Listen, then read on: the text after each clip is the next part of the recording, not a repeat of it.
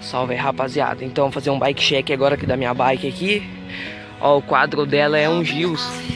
Não é o Gills BR. Não, é do Brasil, né? Mas não é o Gills BR. É esse Freaks aqui, ó. For Freaks. Quadro da Gills. Ó, galera, o pé de vela. Pé de vela é da Shimano. Pé de vela Shimano. Esse passador aqui da Shimano. Macaquinho da Shimano. Essa catraca aqui não é da Shimano. Eu ia pegar uma, só que ficou muito cara, galera, com a catraca Shimano. Então eu peguei essa aqui. Vamos falar dos cubos. Olha esse cubo. Acho que aqui vai dar pra nós ver a marca dele e mostrar pra vocês. E cubo da Quanto. Cubo da Quanto. Ele é a pressão também, ó, da Quanto também, os dois. As câmeras de ar são da Pirelli. Esses pneus aqui eu coloquei, foi segunda-feira. Os pneus da Máximos. Pneu da Máximos, pneus bem da hora. Pneu é aro 26, 2x4, 35, 65, P6.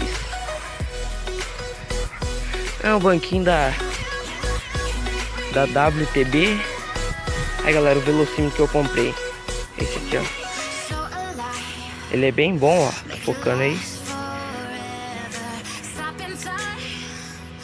Esses dois aqui são da Shimano. Pra focar, focou. Os dois da Shimano. Troquei a suspensão também.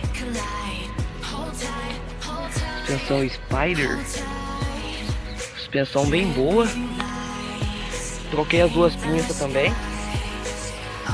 Essas duas pinças aqui, essa e essa. Então, galera, recentemente aí, ó, fui trollado aí, ó, tô com o guidão roxo. Tô querendo mudar de cor já, tá o guidão e o canote roxo. Tá o guidão e o canote roxo.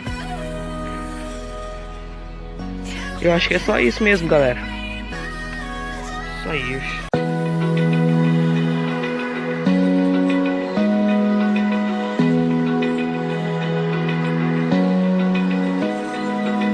Open eye.